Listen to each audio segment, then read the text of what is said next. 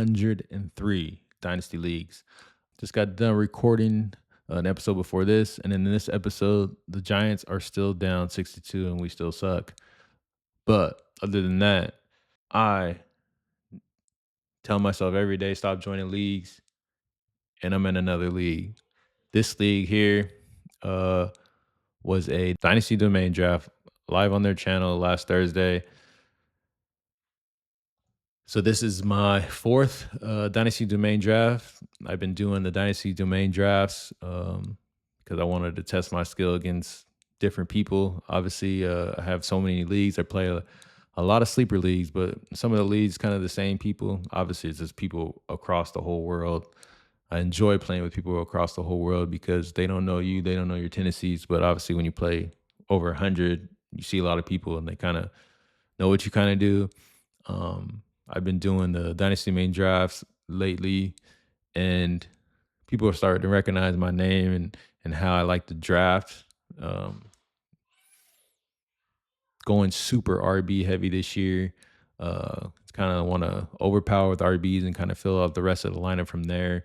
I live in the mid range QB realm. I live in the late round tight end realm and the mid range wide receiver round, where people like AJ Brown, Zay Flowers, and Devontae Smith, people like that hang around. So let's dive into this draft here. So we did a derby. Let's check the scoring real quick.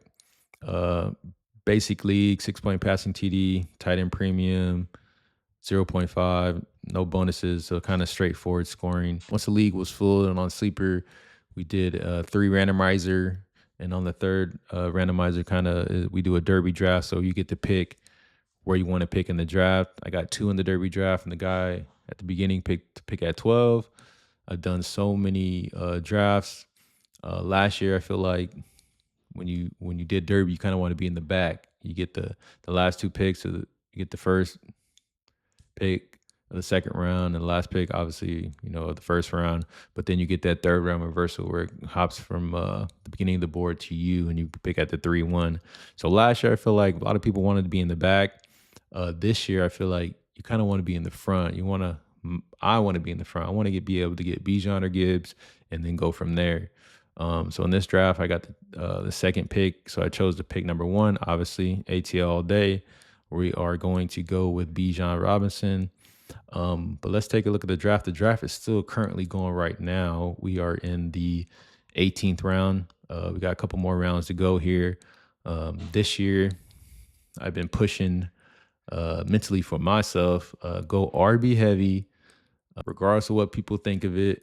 I've seen so many boards, so I kind of know where I like to take players. Specifically, I know I can get Mark Andrews late in the draft, and I'm okay with having him as my tight end 1. He kind of goes under the radar, old vet, but he's going to be able to score points this year with Isaiah likely gone.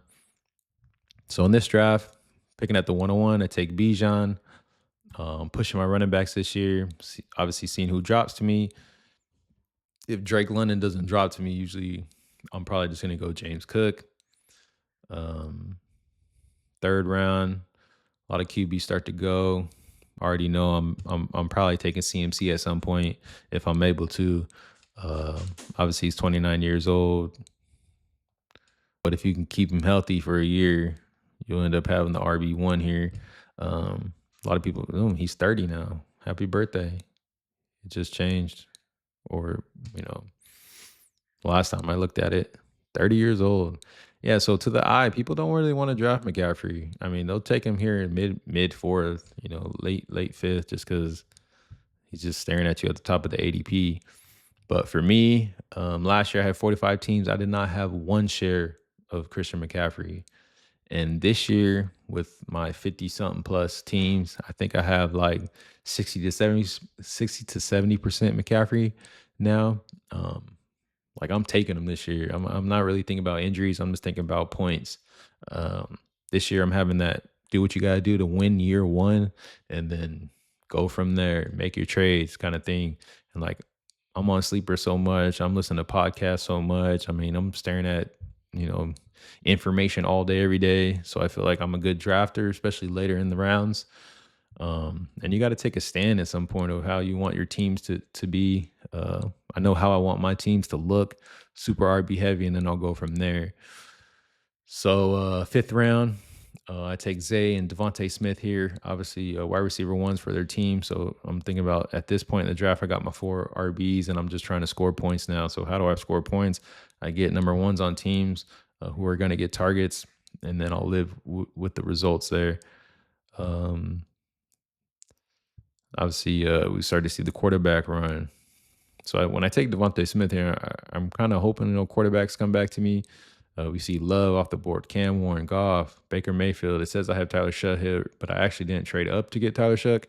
Then you see Murray go, and you see Stafford go, and then I was like, all right, I got to leave this turn with a quarterback here. So I take Sam Darnold here. And then at the 8-1, I take Terry McLaurin. So now I have three wide receivers with my four RB start. I have one quarterback. And I didn't take another quarterback here because obviously I still seen CJ Stroud. And I mean, I'll never take Bryce Young unless I absolutely have to. But Malik Willis, like Daniel Jones, those guys were still on the board. So I was kind of like, I'm going to take the chance. I already got one quarterback. I can figure out from there how I'm going to go about the rest of the draft. But obviously, you start to see the quarterbacks go. And I'm like, okay, we'll see how this comes around. And when I seen Daniel Jones and Malik go, I'm like, all right, this might be have to turn where I have to go ahead and get Tua and Penix, because regardless of how you think of them or whatever, obviously I'm Falcons, but all day. But if you take Tua and Penix here, you have a starter, regardless if it's Tua or Penix. Who would I want to start? Michael Penix, obviously. But if Tua starts, he's a starting quarterback. This is not real life. It's still fantasy. It's Dynasty. So I'm like, now I have two starters to go with my RB heavy approach. And then from there, obviously, draft continues. And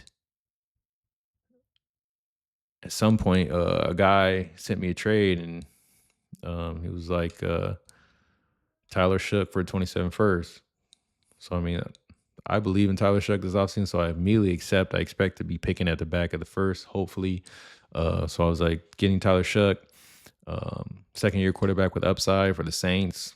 Kellen Moore calling plays the way they looked last year. The addition of Jordan Tyson. Still got Olave, and they got Travis Etienne still there. Juwan Johnson, they got weapons. They play indoors. They play fast. It's like, even if the Saints are losing, hope they're losing. If they're down, they're passing. If they're down, Tyler Shuck's running. So it's all about just scoring points. Who's going to get you points? And so now I have a quarterback, trio, quad or foursome. Foursome.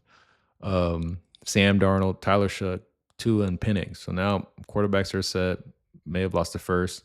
Like I said, Mark Andrews usually goes late. I'm okay taking Mark Andrews late. Brenton Strange is still sitting there. So at the 11, 12, and the 12-1, I go ahead and take two tight ends. So this is like one quarterback, two wide receivers, three flex, tight end, super flex, small starters. So then, starters, who your starters are is more important. I took Travis Kelce, points. I'm just taking points now. And obviously I took Stribling, Harris, Black, Brian Robinson, the handcuff to Bijan. So that's my draft so far. I mean, Tyler Shuck, Bijan, Cook, Zay. I mean, you look at it now, but watch when the projections come out. People already send me trades trying to get RBs, because once the RBs are gone, once you start to look at your teams, you're like, dang, there's no RBs left. So there's teams here that got good wide receiver cores, but their RB core is not really messing with mine. Let's take a look here. I mean, he's starting Jeremiah Love and Katron Allen. Receivers might be cool, but what the RBs look like, his RBs are cool. So he got a decent team. He got a different style of running backs here.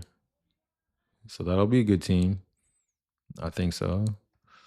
He got Genty and Travion, double tight end. He got Quinshawn, Javante, other receivers. I don't think that team's messing with mine. Jadarian Price, Ja'Cory, Krosky Merritt, some other guys. Some other guys, CD. You got good QBs here.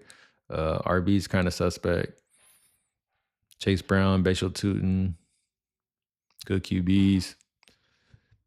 See, I'm okay not having good QBs because I feel like if you can overpower people with the running back and the wide receiver tight end position and kind of like hit on taking calculated risk with what kind of QBs you want to build with, like yeah, the QBs look good, but like how their other pieces look. You got A-Chain, Bucky there. Who see? I mean, you got good QBs, okay lineup. Scatterboo, Swift, good QBs, good wide receivers, good squad. Mahomes, Stafford. I'm more looking at these RBs, how the RBs look. Obviously, he'll get his points from Henry, Josh Jacobs. I mean, there's good teams. I mean, I'm not saying like I'm the best. Gibbs, Kyron, and then receivers. I mean, but I just like the RBs. Look at that. Bijan, Cook, Kenneth Walker, CMC. I mean, I feel like running backs have a better chance to score a touchdown. And if you're getting a touchdown 40 yards at 10 points, like just with that, and imagine, Bijan catch passes, hopefully Cook catch passes here. McCaffrey. Kenneth Walker, new situation. If he pulls off what he was doing at the end of the year for the Seahawks, I mean, I'm pretty sure that's what the Chiefs saw.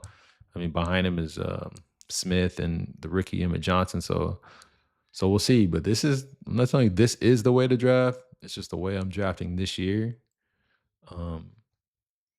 So that it's kind of like how I'm going to this year. So I'll be recording it all my teams throughout the season. Is my method right? Am I beating the curve before people actually catch up to the curve of taking RBs there?